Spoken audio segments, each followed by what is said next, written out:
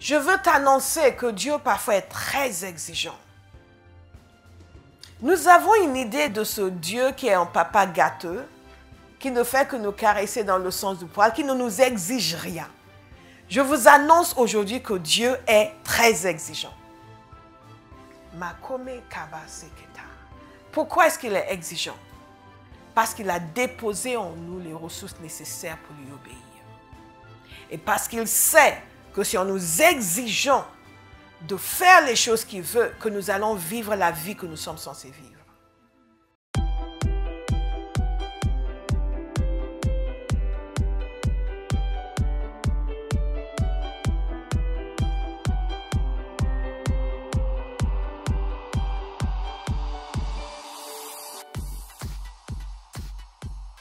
Nous allons camper ce matin dans le lieu saint. Come somebody say hallelujah. Hallelujah. God is a good God.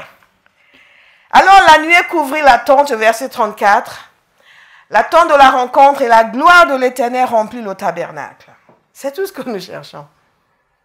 Mais nous voyons ici quelques ingrédients. Qu'est-ce qui attire la gloire de Dieu? La première chose, c'est l'obéissance. Faire ce que Dieu dit attire la présence de Dieu.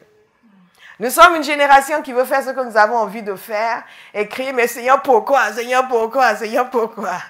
Nous grandissons quand nous commençons à comprendre que Dieu n'a aucun compte à nous rendre. C'était très édifiant pour moi quand finalement j'ai compris que Dieu est amour, mais en fait, il ne me doit strictement rien. Et que si je meurs aujourd'hui, Dieu continuera avec les autres qui sont là.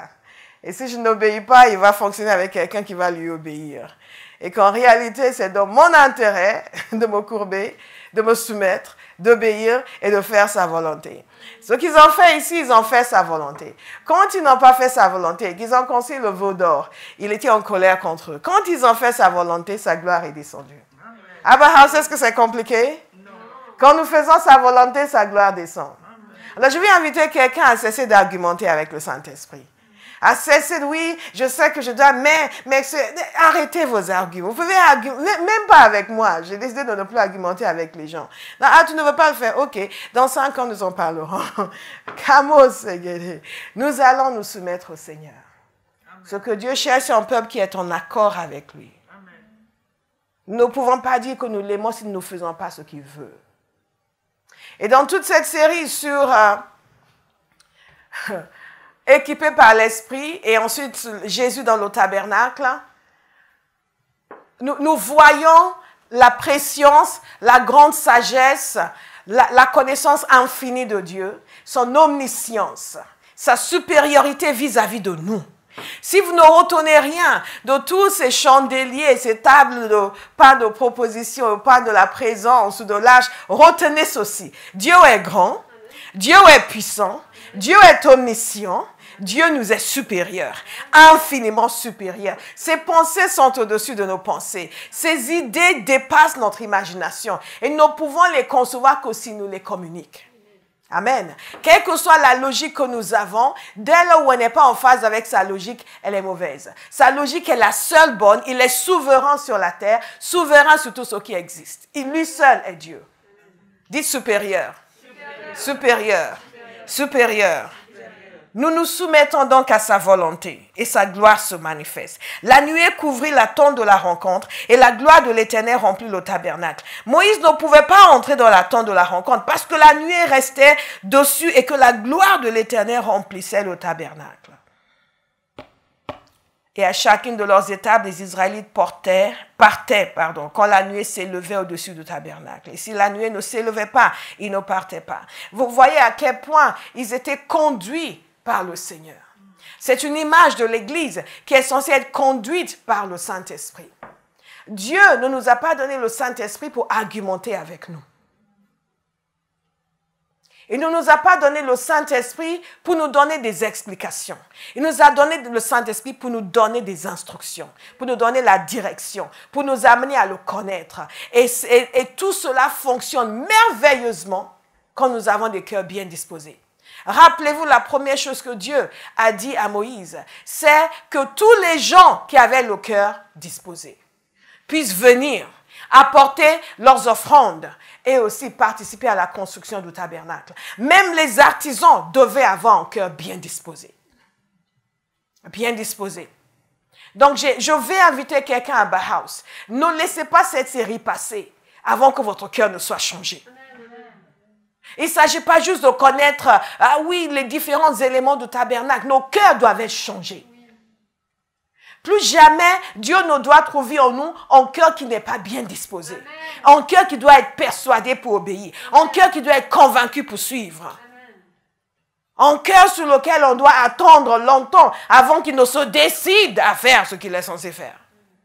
Chaque jour, un cœur bien disposé. Un cœur bien disposé. Un cœur bien disposé. Parce que c'est ce que Dieu cherche. Un cœur bien disposé et qui obéit. Et la gloire descend.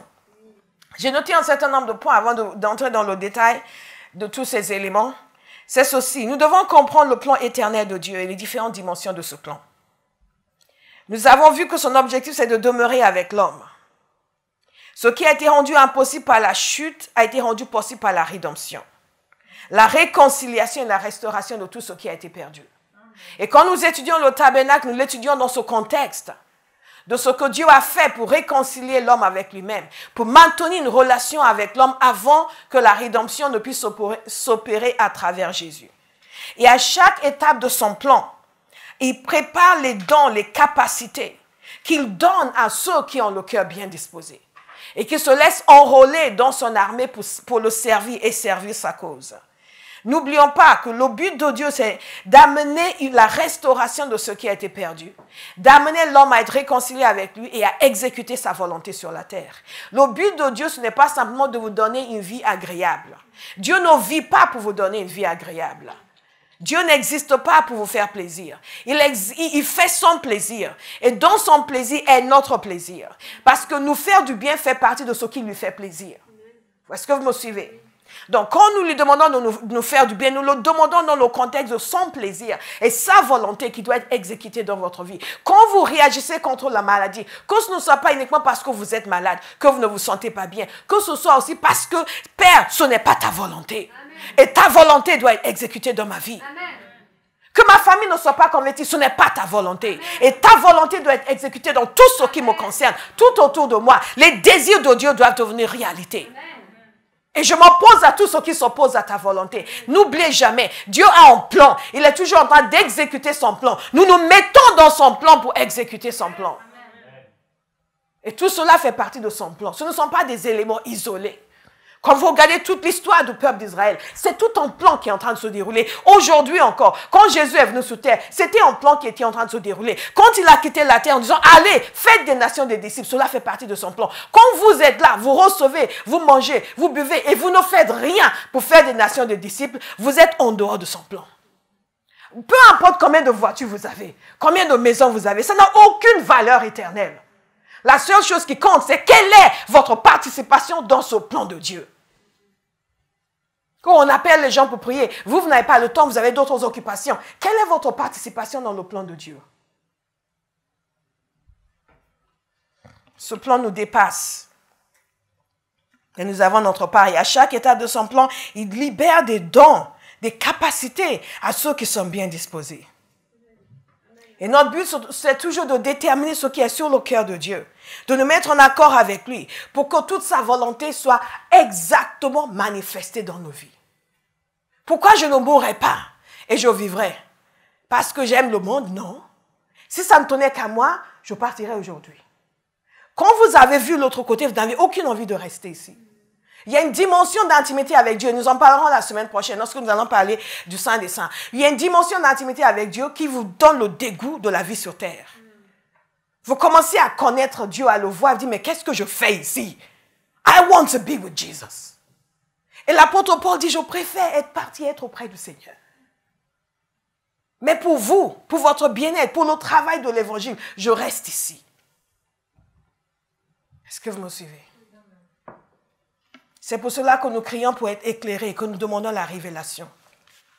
Parce que nous pouvons tous demander la même chose, mais pas avec la même motivation.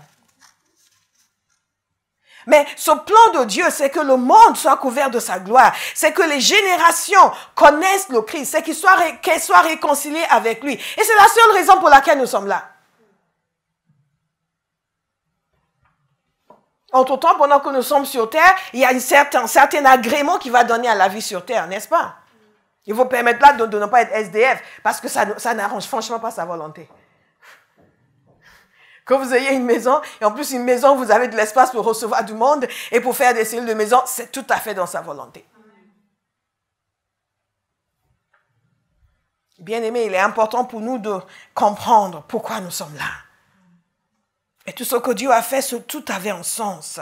Et nous avons vu que cet autel qui est dans le parvis, cet autel des holocaustes représentait la croix. Évidemment, il ne voyait pas tout cela.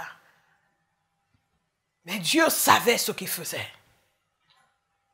Et quand vous traversez le parvis, vous passez bien sûr par l'eau de la parole, la cuve en bronze. Vous arrivez dans le lieu saint. Vous traversez le voile. Et dans le lieu saint, qu'est-ce que vous avez? Regardez avec moi dans Exode 25. Je sens déjà que je ne vais pas pouvoir finir ce message, mais Dieu va m'aider. Exode 25, verset 23. Tu feras une table en bois d'acacia. Sa longueur sera d'1 mètre, sa largeur de 50 cm et sa hauteur de 75 cm. Tu la couvriras d'or pur et tu lui feras une bordure d'or tout autour. Tu feras tout autour un cadre de 8 cm de large sur lequel tu mettras une bordure d'or tout autour. Tu feras 4 anneaux en or pour la table et tu les mettras aux 4 coins à ses pieds. Ça, c'est la table. Enfin, c'est une représentation de la table qui est décrite ici. Et tu feras ces barres en bois d'acacia et tu les couvriras d'or. Elles serviront à porter la table. Tu feras ces plats, ces coupes, ces gobelets et ces tasses destinés aux offrandes de produits liquides. Tu les feras en or pur. Tu mettras constamment les pains consacrés sur la table devant moi. Donc vous voyez, il devait, donc vous quittez le parvis, l'autel des holocaustes, la cuve en bronze pour la purification, qui représente la purification par la parole de Dieu. Vous entrez ensuite, traversez le rideau dans le lieu saint. Évidemment, il n'y a que les sacrificateurs qui vous pouvez entrer là.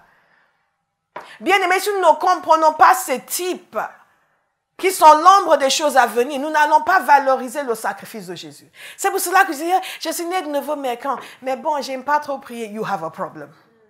Je suis né de nouveau, mais j'aime pas trop aller à l'église. You have a serious problem. Et pour tous ceux qui sont à la maison, vous êtes affaissés sur votre fauteuil. Vous trouvez que moi, finalement, aller au culte, non, moi je suis bien comme ça. Vous avez un grave problème. Et donc, commencez à prier pour que votre problème soit réglé. Quand nous valorisons ce que Jésus a fait pour nous, toute notre existence est chamboulée. Ce n'est pas la dernière bénédiction dont j'ai témoigné.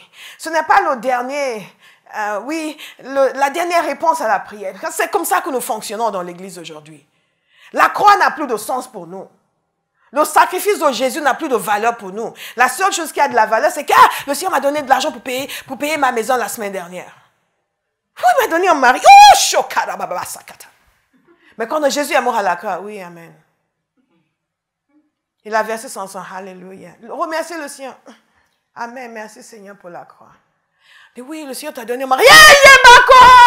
Alléluia.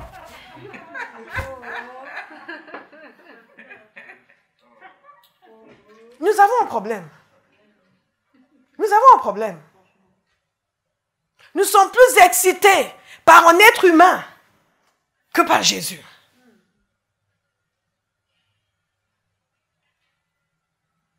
Plus excités par de l'argent que par Jésus.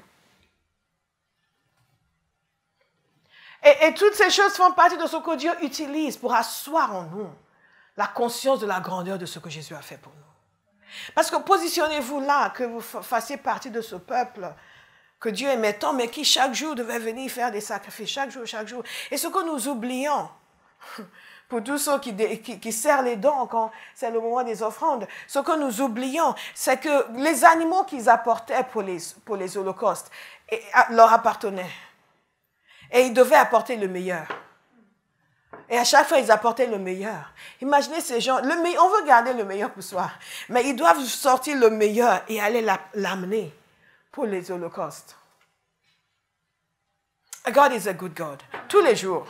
Vous imaginez ce que ça donnait comme fumée, comme atmosphère?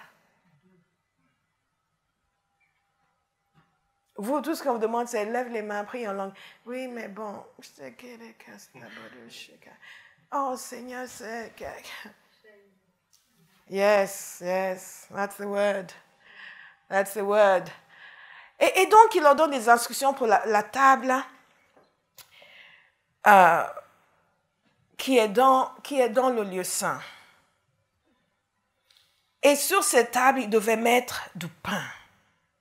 Cette table, comme l'arche, devait être construite en bois d'acacia. Et comme l'autel des holocaustes dans le parvis, la différence ici, c'est que l'autel des holocaustes est plaqué de bronze. Ici, c'est plaqué d'or. Nous voyons déjà que les choses commencent à évoluer. Dans le parvis, c'est le jugement, c'est le péché. Là, nous commençons à entrer dans la prière et dans l'adoration. Donc, tout est plaqué d'or. Sauf le chandelier qui est en or massif. Et les éléments qui doivent aller sur la table des pains de la présence qui sont aussi en or massif. Maintenant, regardez. Je veux que vous regardiez avec moi dans Lévitique 24. Je vais vous lire ce qui nous est dit ici sur le pain qui doit aller sur cette table. Parce que nous voyons dans ce pain non seulement le symbole du peuple d'Israël, mais aussi le symbole du Christ. Nous sommes en train de voir Jésus dans le tabernacle. Donc, sur cette table, vous voyez où est disposée la table? Nous avons vu comment la table est construite. Ensuite, il y a les pains qui doivent être posés sur la table. 12, 2 piles de 6. Regardez ce qui nous est dit dans Lévitique 24 au sujet de ce pain. Assez intéressant. Tu prendras de la fleur de farine. Notez bien, de la fleur de farine. OK? Pas la pire farine que tu as. OK? C'est comme ça que nous faisons lorsque nous apportons quelque chose au Seigneur. Ce qui n'a pas de valeur pour nous, dont nous n'allons pas avoir besoin. Tiens, oui, on va donner à l'église. God punish the devil. Et tu en feras 12 gâteaux. Chaque gâteau sera fait avec 4,5 litres de fleur de farine. En d'autres termes, la meilleure qui soit. Tu les placeras en 2 piles, 6 par pile, sur la table d'or pur devant l'Éternel. Tu mettras de l'encens pur sur chaque pile et il brûlera à la place du pain en l'honneur de l'Éternel comme souvenir. Chaque jour de sabbat, sans exception, on rongera ces pains devant l'Éternel de la part des Israélites. C'est une alliance éternelle. Ils appartiendront à Aaron et à ses descendants et ils les mangeront dans un endroit saint car ce sera pour eux une chose très sainte. Prise sur les offrandes passées par le feu pour l'Éternel. C'est une prescription perpétuelle. Et donc, ce que nous voyons ici, c'est que ce pain devait être composé de la meilleure farine qui soit, la plus fine qui soit. Il y a même une histoire selon laquelle cela a été confié aux descendants des Kohathites. Il y a une famille en particulier dans l'histoire du peuple juif. Il est question d'une famille, je pense que la famille s'appelle Gamu ou quelque chose comme ça, qui à l'époque, déjà dans Chronique, vous allez voir, il est question de cette famille, les descendants des Kohathites, qui devaient s'occuper de la préparation de ces pains, qu'on appelle aussi des gâteaux, parce que manifestement, ça devait être du pain sans levain, et qui devaient être présents. Donc, ce n'est pas tout le monde qui peut confectionner ce pain. Et la petite histoire sur cette famille qui, apparemment, selon l'histoire, était chargée de la confection de ces pains, c'est que ils étaient bien payés pour ce travail. C'était une famille assez fortunée, mais est très, très droite. Et pour éviter tout soupçon qu'eux mangeaient ce pain, ils n'utilisaient même pas la fleur de farine pour faire leur propre pain à la maison. Ils utilisaient la pire farine qui soit pour vraiment maintenir leur intégrité. Et regardez ce qui se dit, ça c'est la petite histoire. Maintenant, ce qui nous est dit dans la Bible, c'est que ce pain devait être mangé par les sacrificateurs. Dans un lieu saint, donc manifestement dans le lieu saint lui-même, il devait manger ce pain et personne d'autre ne pouvait le manger. C'était une offrande à l'Éternel. Et quand nous regardons le symbolisme du pain dans le Nouveau Testament, nous tombons tout de suite sur Jésus. Est-ce que vous vous souvenez de l'histoire de la multiplication des pains? Après l'histoire de la multiplication des pains, et c'est un passage que nous aimons beaucoup à Bauhaus, n'est-ce pas? Vers qui irions-nous? Hein? Après l'histoire de la multiplication des pains, Jésus a traversé et est allé de l'autre côté. Et il s'est engagé dans des discussions avec les personnes. Il a parlé de beaucoup de choses. À la fin, certains de ses disciples l'ont abandonné. Mais une des choses qui ont fait que les gens l'ont abandonné, c'est quand il a commencé à se comparer à la manne, et nous allons en parler encore la semaine prochaine parce que nous allons parler de la manne, à se comparer à la manne que Moïse leur avait donnée dans le désert. Et tout d'un coup, il a commencé à dire que lui est le pain de la vie. Amen. Donc ce pain qu'ils amenaient représentait la vie, représentait la provision divine, représentait la bonté, la bienveillance de Dieu à leur égard, représentait toute la provision qu'ils recevaient de Dieu. Et le pain, n'oubliez pas, était la nourriture par excellence. Et pour nous aujourd'hui, c'est quelque chose de supplémentaire, du moins dans le monde francophone, que vous ajoutez lorsque vous mangez même le riz, les pommes de terre, on met du pain à côté. Mais pour eux, le pain c'était le repas. Un peu comme le riz en Afrique. Vous comprenez? Pour les Africains. Un peu comme le riz, le pain était c'était la nourriture par excellence. Donc le pain, c'est tu nous donnes notre pain, donne-nous aujourd'hui notre pain quotidien. Ça veut dire donne-nous tout ce qu'il nous faut pour vivre, toute la nourriture, tout le bien, tout ce qu'il nous faut. N'est-ce pas? Et donc, c'est une reconnaissance de ce que Dieu fait pour le peuple de Dieu. C'est aussi une préfiguration de celui qui va être le pain de la vie et le pain que l'on va consommer et on n'aura plus jamais faim. Et ce qu'il fallait faire dans ce cas précis pour ces pains, c'est qu'il fallait les changer tous les sabbats. Et il est dit dans l'histoire du peuple juif, une des choses qui est dite concernant ce pain, c'est qu'il ne moisissait jamais. Et qui n'était jamais vieux, et que tous les 7 jours, il les changeait. Et je pense que j'ai un passage pour vous dans Chronique d'ailleurs, parce que cette pratique a continué beaucoup plus tard. Oui, 1 Chronique 9, 31, Matithia, l'un des Lévites, fils aîné de Shallum le Coréite, s'occupait des gâteaux cuits sur la plaque. Quelques-uns de leurs frères, les Kéadites, étaient chargés de préparer pour chaque sabbat les pains consacrés. Chaque sabbat. Regardez une des choses que nous avons évoquées la dernière fois. Notez-le pour votre vie et votre marche avec Dieu. C'est la cohérence et la continuation. Dieu donnait des choses à faire qui devaient être continuées. Ce n'est pas on fait une fois, on fait 2 fois, on fait 3 fois et on arrête. Le feu sur l'autel de l'Holocauste ne devait jamais s'éteindre. Et pendant des centaines et des centaines d'années, ça ne s'est pas éteint.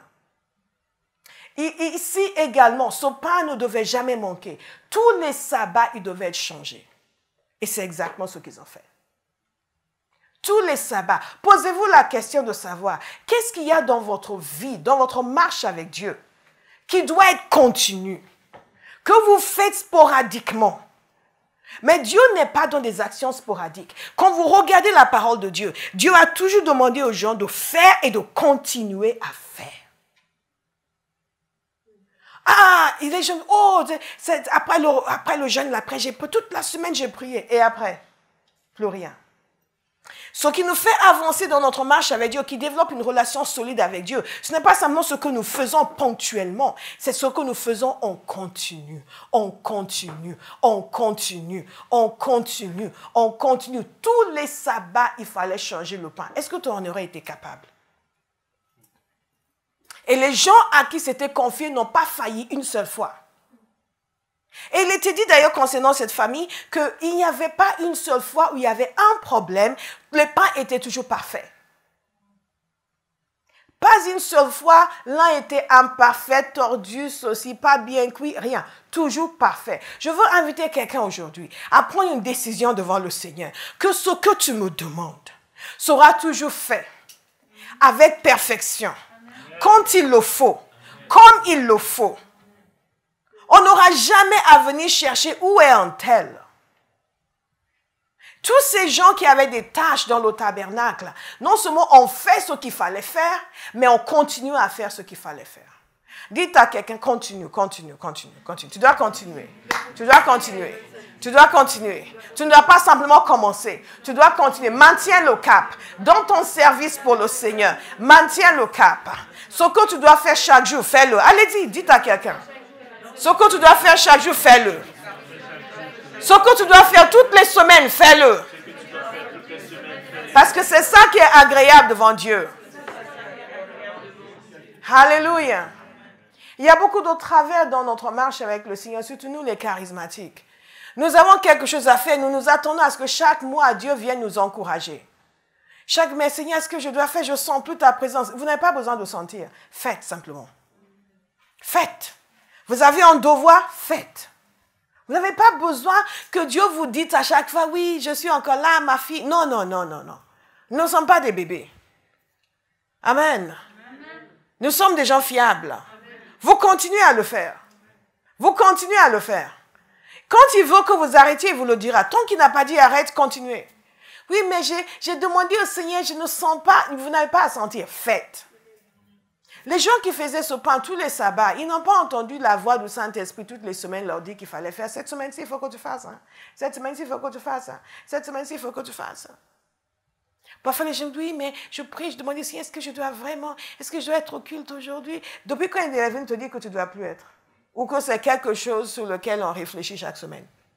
Imaginez si chaque semaine, je demandais au Seigneur si je devais venir prêcher. Vous serez là sans savoir si elle sera là, elle ne sera pas là, elle sera là, elle ne sera pas là, elle sera là, elle ne sera pas là. La question ne se pose pas. Tous les sabbats, dis tous les sabbats. Tous les dimanches.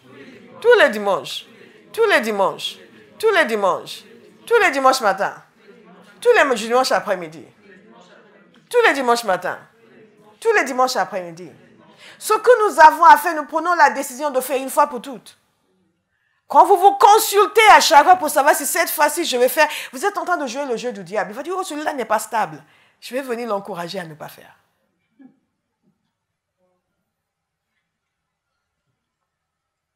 La constance, dites la constance.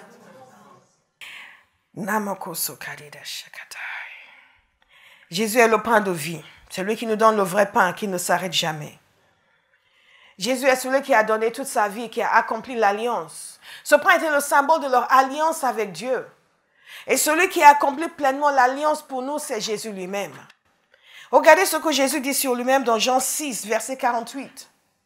Il dit ceci, verset 51 plutôt. Il dit ceci, je suis le pain vivant, descendu du ciel. Je me demande combien d'entre nous, si nous étions là à l'époque de Jésus, nous l'aurions suivi. Si quelqu'un mange de ce pain, il vivra éternellement. Et le pain que je donnerai, c'est mon corps, que je donnerai pour la vie du monde. Là-dessus, les Juifs se mirent à discuter vivement entre eux, disant, comment peut-il nous donner son corps à manger? Jésus leur dit, en vérité, je vous le dis, si vous ne mangez pas le corps du Fils de l'homme, et si vous ne buvez pas son sang, vous n'avez pas la vie en vous-même. Celui qui mange mon corps et qui boit mon sang a la vie éternelle.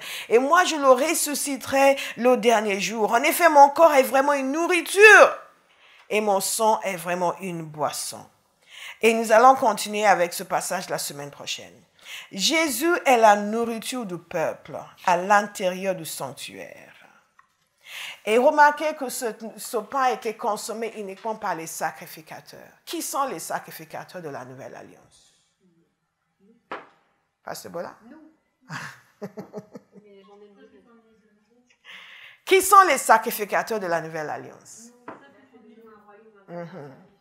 Alors mangez ce pain. Mangez ce pain. Mangez ce pain. Mangez ce pain. Mangez ce pain. Jésus doit être l'obsession de son Église.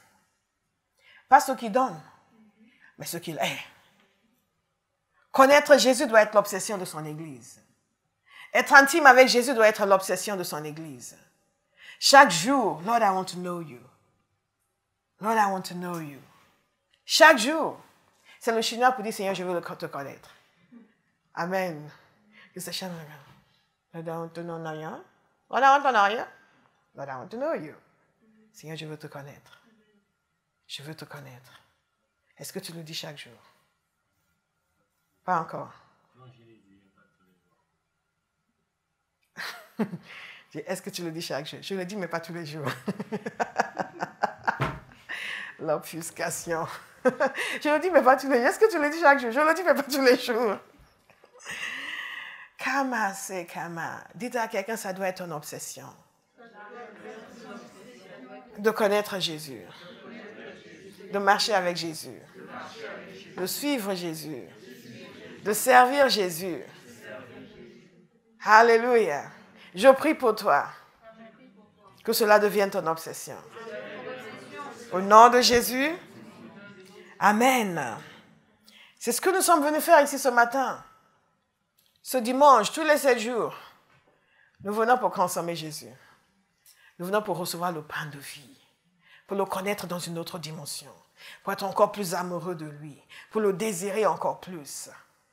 Ensemble, dans un lieu saint. Le deuxième élément qui était dans le lieu saint, c'était le chandelier en or, qui était directement en face de la table des pains de la présence. Et ce chandelier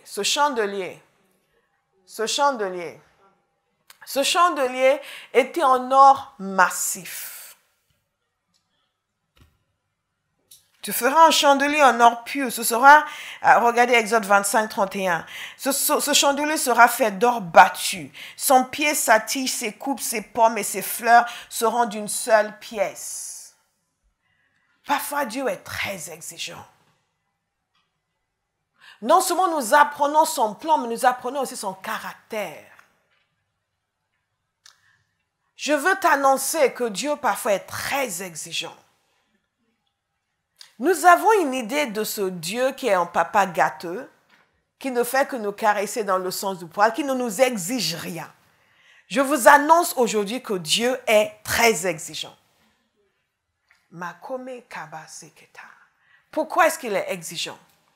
Parce qu'il a déposé en nous les ressources nécessaires pour lui obéir. Et parce qu'il sait que si nous exigeons de faire les choses qu'il veut, que nous allons vivre la vie que nous sommes censés vivre. C'est un peu comme lorsque vous allez à l'armée. C'est très exigeant. Mais si nous ne sommes pas exigeants avec vous, vous allez rester un malheureux civil qui va se faire tuer dans le combat.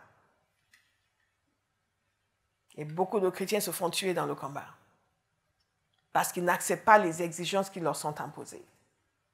Ils n'acceptent pas les exigences dans la parole. Ils n'acceptent pas les exigences dans la prière. Ils n'acceptent pas les exigences dans le service.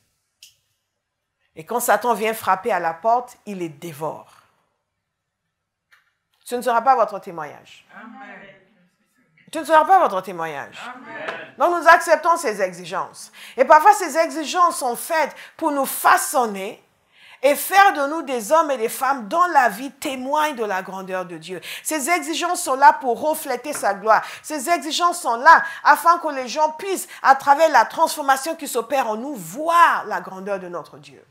Ces exigences sont là pour que nous puissions l'honorer et l'adorer comme il faut. Quand il s'agissait de construire le tabernacle, nous avons vu ces exigences. Et maintenant que nous voyons que le tabernacle symbolisait le Christ, nous comprenons pourquoi il était si exigeant. Thank you, Jesus. Très exigeant. Dites très exigeant. Dites aussi, Seigneur, sois exigeant avec moi. Ne me laisse pas dans la bêtise. Ne me laisse pas dans la discipline. Sois exigeant avec moi. Pour que ta gloire puisse se manifester avec pureté. À travers moi. Au nom de Jésus. Il a exigé certaines choses. Une des choses, il devait construire ce chandelier en or, pas celui-ci nécessairement, mais en or, et tout devait être d'une seule pièce. Vous imaginez le travail que cela a coûté. On estime aujourd'hui la valeur de ce genre de chandelier à des millions et des millions. Ne serait-ce que cet élément. Peut-être l'élément le plus coûteux. Je crois certainement l'élément le plus coûteux du tabernacle. Même plus que l'arche, parce que là, c'est en or. L'arche est plaquée, la table est plaquée, c'est en or massif. Alors, il leur dit ceci. Il y aura 6 branches. Je ne vais pas entrer dans toute la description, parce que je pense que on n'allait peut-être pas en tirer grand-chose, mais la description est très précise, très nette, très claire. Il devait être en or pur. C'est le seul ustensile de ce genre. Et notez ceci, parce que je pense que dans certaines traductions en anglais, il parle de candlestick. Il y a peut-être des traductions en français qui aussi insinuent qu'ils devaient utiliser des bougies, mais ce ne sont pas des bougies. C'est un chandelier à l'huile.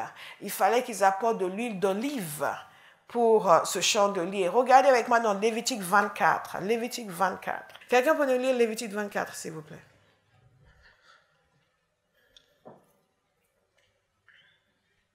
Du verset 1 au verset 4.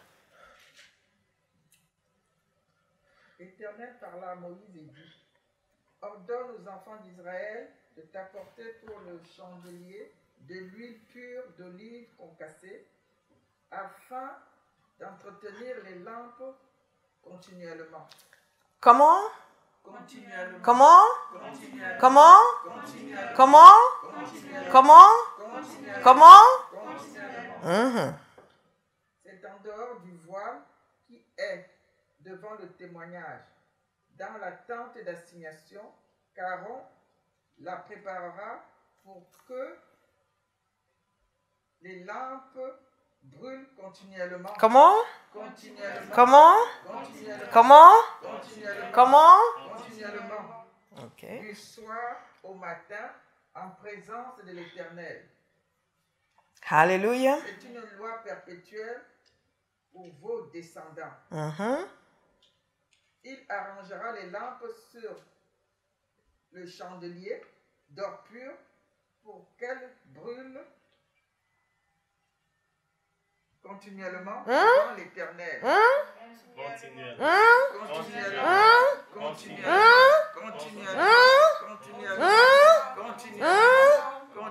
Continuellement.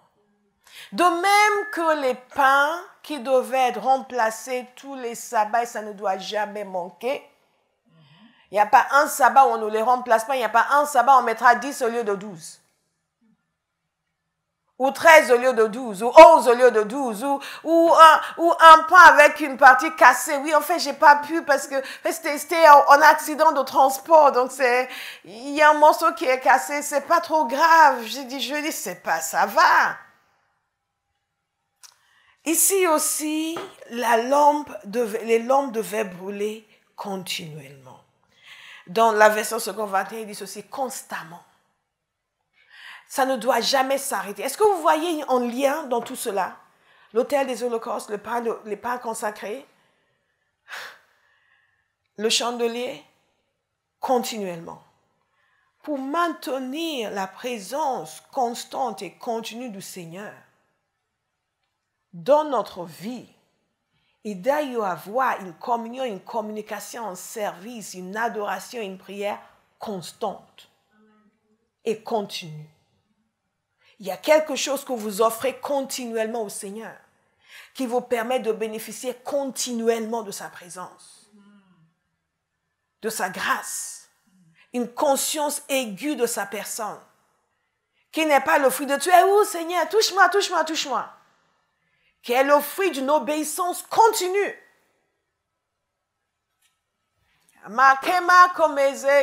Dites à quelqu'un: continue, continue, continue. Continue. Continue. Continue. Continue. Continue. Continue. Amen. Amen. Et ce n'est pas très compliqué. Je suis sûre que la dernière personne convertie dans cette salle, si je lui disais, alors, le chandelier, Jésus, ça représente quoi? Il est la lumière de la vie. Il est la lumière du monde, n'est-ce pas? C'est une représentation de la lumière que Jésus apporte. Notez ceci. Ce chandelier était la seule source de lumière dans ce tabernacle. Cela a son importance dans l'image de Jésus. C'est la seule source de lumière. Il ne pouvait pas amener une autre source de lumière. Il ne pouvait pas.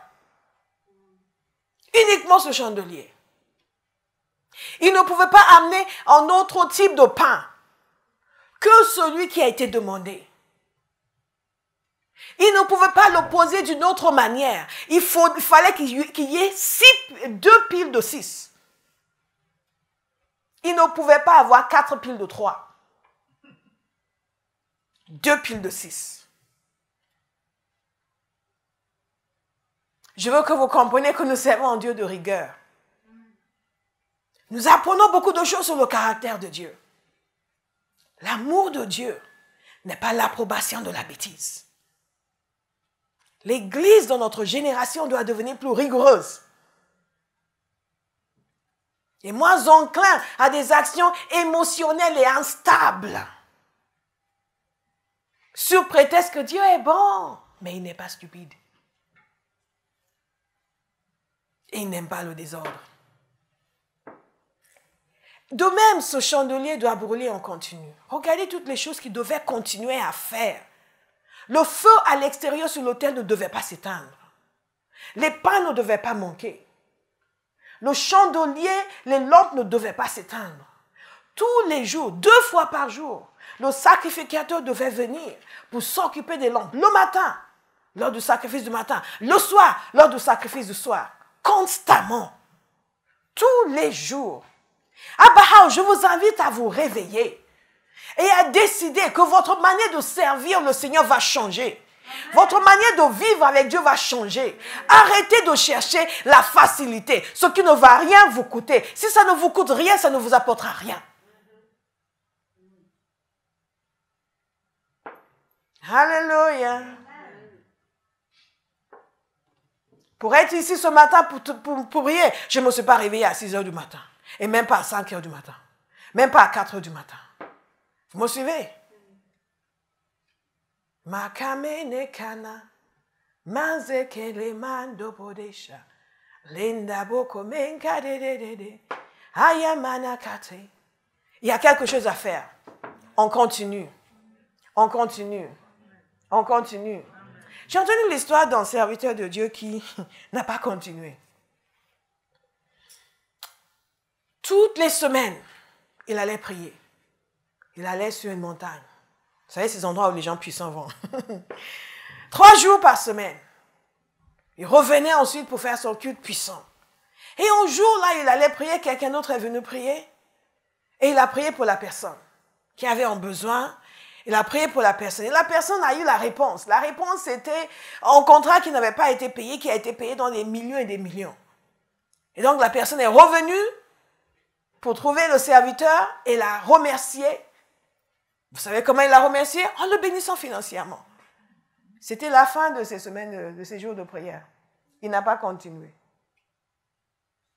Les semaines suivantes, il n'est plus revenu prier, le serviteur. Donc, manifestement, il ne venait pas prier par habitude pour dire c'est mon service pour le Seigneur. Il venait parce qu'il était dirigé par son besoin. Nous sommes comme cela. Nous sommes assidus quand nous avons un grand problème. Dès que le problème est réglé, Kumbaya, my Lord, Kumbaya, Kumbaya, my Lord, Kumbaya. Je dis toujours que je ne vous fais confiance que lorsque je vous ai vu béni. Tant que les gens attendent quelque chose de Dieu, ils sont là, font tout ce qu'on leur dit. Priez à 2 heures du matin. Amen, pasteur, c'est là où j'aime prier. Jeûne 5 jours, oui, moi j'aime jeûner. Mais quand la réponse est venue, non, mais vous comprenez, en fait, c'est pas que, non, moi je prie, hein, mais en fait, moi je pense que tout d'un coup la personne commence à avoir des opinions sur la prière. Commence à avoir des opinions sur le jeûne. Bien aimé, notez ceci. J'ai insisté que vous le répétiez, parce que c'est un des problèmes que nous avons, la constance. Continuez, continuez, continuez. Pas dans des moments de crise, de drame, de maladie, nous avons besoin de guérison. Non. Mais comme notre offrande continue au Seigneur, notre service, on continue pour le Seigneur. Dites la constance. Donne-moi la constance. Au nom de Jésus. Amen. Jésus est la lumière du monde. Je vais accélérer.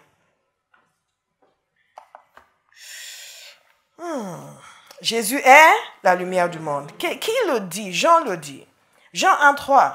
Tout a été fait par elle et rien de ce qui a été fait n'a été fait sans elle. En elle, il y avait la vie et cette vie était la lumière des êtres humains. La lumière brille dans les ténèbres ne l'ont pas accueillie. Et Jésus le dit de lui-même. Notez le Jean 8, verset 12. Il dit ceci, Jésus parla de nouveau. Il dit, je suis la lumière du monde. Dans le lieu saint, nous voyons Nous sommes sortis de la zone, ah, pardonne-moi mes péchés, le sacrifice de Jésus a fait le nécessaire. Maintenant, la personne de Christ devient notre obsession. La communion avec lui, c'est lui qui éclaire nos vies et c'est lui qui est le pain de vie que nous consommons chaque jour. Nous entrons dans cette dimension où nous sommes éclairés continuellement par lui, où il est la lumière de notre existence, où est le pain que nous consommons. La communion commence à s'intensifier. C'est le temps de la prière. Amen. Seigneur, pardonne-moi, pardonne-moi. Non, il y a une dimension où on quitte le pardonne-moi, pardonne-moi. Lumière du monde, venue dans l'obscurité. Et je vois tant de beauté.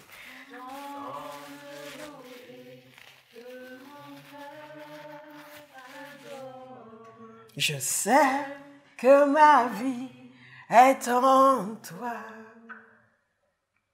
Est-ce que sans problème, vous êtes capable de vous réveiller toutes les nuits juste pour lui dire « Lumière du monde, venue dans l'obscurité, tu m'ouvres les yeux et je vois tant de beauté que mon cœur adore. Je sais que ma vie est en toi. » Il y a un symbolisme important dans le fait que ce chandelier était la seule source de lumière. Jésus est la seule source de lumière.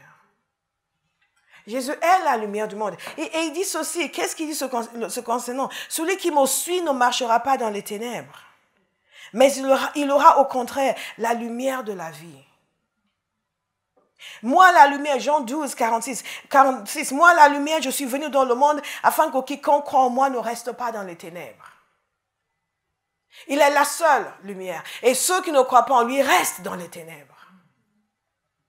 Sans ce chandelier, le tabernacle aurait été plongé dans les ténèbres. Mais parce que le chandelier est là, tous ceux qui y entrent sont éclairés. Lumière du monde. Je vous dis souvent comment, quand je n'étais pas convertie, les gens me disaient que j'étais dans les ténèbres. Et ça m'énervait beaucoup. Et vous savez, les Nigériens, ils n'ont pas froid aux yeux et vous dites les choses telles quelles. Ici, on est diplomate. Non, mais on fait tout voir. C'est juste une façon de dire que Dieu éclaire. Dieu éclaire. Oui, mais non, mais dis-moi franchement, donc tu estimes que moi je suis dans les ténèbres, c'est ça? Non, mais en fait, tu vois, c'est une façon de dire. Non, eux, ils n'étaient pas diplomates. Ils ont dit, oui, are you trying to tell me that I'm in the darkness? Yes, you are. Yes, you are. Yes, you are. Yes, you are. You're in darkness. How can you say that? How dare you? Et quand je me suis convertie, effectivement, j'étais dans les ténèbres. Donc, quand les gens me demandaient, am I in the... Yes, you are. Vous pouvez même essayer avec moi après le culte. Si vous n'êtes pas converti, vous dites, non, pasteur, je suis dans les ténèbres. Je dis, absolument. Dites, absolument. Absolument. Absolument. Parce que Jésus est la lumière. Pas parce que les chrétiens sont orgueilleux. Pas parce que les chrétiens s'y croient. Pas parce que les chrétiens pensent que c'est eux qui ont toute la connaissance. Non, c'est parce que Jésus est la lumière. Jésus a dit, celui qui me croit en moi, il ne restera pas dans les ténèbres. Alléluia.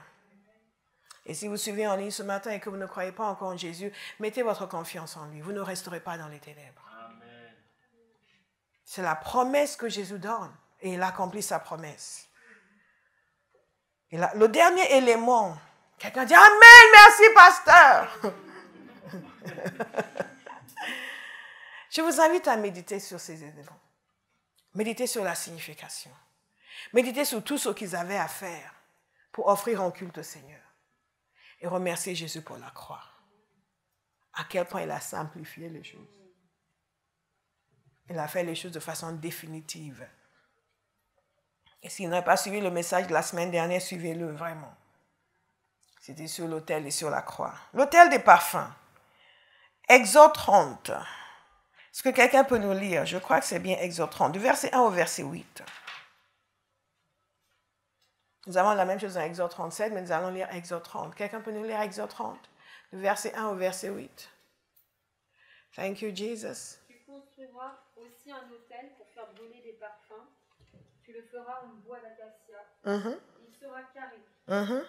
de 50 cm de côté, Mhm. posé aux angles de 4 cornes, Mhm. pour corps avec lui. Il aura 1 mètre de hauteur. Tu en couvriras le plafond, Mhm. les cornes et les parois d'or pur, Mhm. et tu garniras une bordure d'or qui en fera le tour. Tu garniras une bordure d'or pour faire le tour. Tu lui feras 2 anneaux d'or. Yes. Tu fixeras sous la bordure de part et d'autre, sur les 2 parois pour recevoir les barres servant à transporter l'autel. Tu feras ces barres en bois d'acacia plaqué d'or. Tu placeras l'autel devant le voile qui cache le coffre de l'acte d'alliance, devant le propitiatoire qui est au-dessus de l'acte de l'alliance, Là. à l'endroit où je te rencontrerai. C'est sur cet autel que chaque matin, Aaron fera brûler le parfum pendant qu'il arrangera les lampes. Et chaque soir, quand il les allumera, vous ferez toujours brûler du parfum devant l'Éternel de génération en génération. Mhm. Et chaque matin, Chaque matin, chaque matin, chaque matin, chaque soir. chaque soir, Chaque matin, chaque matin, chaque soir. Chaque matin, chaque matin, chaque soir. chaque soir, Chaque matin, chaque matin, chaque soir. chaque soir. Toujours brûlé. Toujours. Dis toujours. Toujours. Toujours. Toujours. C'est encore la même chose. Continuellement. Continuellement. Chaque matin, donc chaque matin et chaque soir, ici vous avez l'autel des parfums, où l'encens était brûlé devant le Seigneur. De la même façon qu'il devait dresser les lampes du chandelier tous les matins, veiller à ce que la lumière soit continue, de même il devait venir tous les matins et tous les soirs pour offrir de l'encens devant le Seigneur. Tous les matins et tous les soirs. Tous les matins et tous les soirs. Et ça devait être en continu. Ça ne devait pas s'arrêter. Et ils ont continué d'ailleurs. Est-ce que vous savez qu'ils ont continué? Parce qu'il y a une histoire que vous connaissez qui s'est déroulée lorsqu'un sacrificateur était justement en train de brûler les parfums devant l'Éternel. Je vais voir s'il y a quelqu'un qui sait. Il y a une histoire dans le Nouveau Testament qui s'est déroulée lorsqu'un sacrificateur était en train de brûler les parfums, justement devant, pas cet autel-ci, parce que ça c'est le tabernacle, après c'était un autre temple, même pas le temple de Salomon. Mais est-ce que quelqu'un sait de quelle histoire il s'agit? Exact, Zacharie, le père de Jean-Baptiste. Il était justement en train de faire ce que le Seigneur a dit ici, en train de brûler le parfum devant l'Éternel, lorsque l'ange lui est apparu. Il lui a annoncé, parce que nous parlons toujours du fait que l'ange lui est apparu, mais nous ne voyons pas où il était. Il était en prière, parce que l'encens, le parfum ici représente la prière. Alléluia. Et si vous voulez la référence pour Zacharie, c'est Luc 1, verset 5. Luc 1, du verset 5 au verset 15. C'est là où vous allez voir l'histoire de Zacharie. Il nous a dit, je vous lis à partir du verset 8, « Or, pendant que Zacharie remplissait sa fonction de prêtre devant Dieu, c'était le tour de sa classe. Il fut désigné par le sort, d'après la règle en vigueur pour les prêtres, pour entrer dans le temple du Seigneur et y brûler le parfum. Toute la multitude du peuple était dehors en prière à l'heure de l'offrande du parfum. Alors un ange du Seigneur apparut à Zacharie et se tint debout à droite de l'autel des parfums. » Et c'est là où il a annoncé la naissance de Jean-Baptiste. Il était en train de brûler le parfum devant le Seigneur. Nous savons à partir du psaume 141, lorsque David déclare « Éternel, je fais appel à toi, viens vite à mon secours. Écoute-moi quand je fais appel à toi. Que ma prière soit devant toi comme de l'encens et mes mains tendues vers toi comme l'offrande du soir. » C'est à ça qu'il fait référence. Ce n'est pas le parfum, pas de l'encens. Il brûlait le parfum, c'était l'encens. Et d'où venait le charbon ardent qu'ils utilisaient? Est-ce que vous le savez? Ça venait de l'autel des holocaustes. Tous les jours, le matin comme le soir, ils prenaient un morceau de l'autel des holocaustes ici à l'extérieur. Ils amenaient pour brûler le parfum devant l'Éternel. Le péché a été pardonné. La prière peut maintenant monter devant le Seigneur. Jésus est allé à la croix. Nous avons maintenant la réconciliation avec Dieu. Nous pouvons maintenant lui offrir nos prières. Tout cela est symbolique. Et quand Dieu a demandé de le faire, il savait exactement ce qu'il faisait. Non seulement cela, mais Jésus est notre grand intercesseur. La parole de Dieu nous dit qu'il vit toujours pour intercéder pour nous. Donc, 2 fois par jour, il venait pour offrir les parfums devant l'Éternel. 2 fois par jour, en temps de prière, en temps de communion, en temps d'adoration devant le Seigneur. 2 fois par jour. Et cela devait se faire en continu. Et ils ont continué.